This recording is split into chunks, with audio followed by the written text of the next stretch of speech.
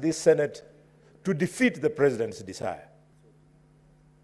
The president had wanted it to be at 385, and these two great committees are saying, no, let us defeat the president. We make sure that the money is increased to 387. We are sending a clear message to those people who have been peddling lies that this parliament is captured by the executive. It's not true. If we had been captured, we would not have moved to defeat the presidential memorandum. And because defeat of the presidential memorandum requires a whooping 32 delegations, it shows the resolve of this House, collective, to make sure that devolution succeeds. Having said this, Madam Chair, I know you come from the delegation of Kisumu. It should disturb the people of Kakamega that Kisumu's delegation has fought and is able to get 8.4 billion. And on the other hand, the delegation of Kakamega has gotten 12.98 billion.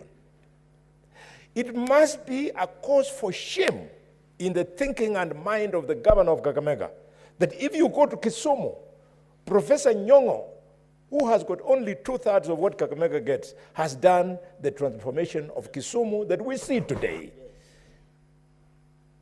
The governor of Kakamega must pull up his socks. He has 12.98 billion shillings, and when you go, you compare to what Kisumu has done. This is a lesson, Madam Speaker, that professionals who know nothing about politics, who know nothing about the people, should not be allowed to come and take positions of governor. Professor Nyong'o is successful because he has been on this journey of serving the public for years. But people like the governor of Kakamega, we don't know where he came from. I don't know whether it is something called Ketrako or what. He has come, and he doesn't know he's representing people. With all these billions, Mr. Speaker. Mr. Speaker, you go to a place like Lamu. Lamu, in this schedule, has a paltry 3.2 billion shillings. And my brother, because he's a people's leader, the governor of Lamu, is taking care of the people of Lamu. You go to Lamu by boat, when you cross like this, you go into the island, you see what Governor Timam has done, and you just wish Timam was the governor of Kakamega, Madam Speaker. This is the time political parties and coalitions should rethink who they give nomination certificates when they ask for elections. We are urging the ODM and UDA, that are the biggest parties in this country, to make sure that certificates are not given to non-politicians.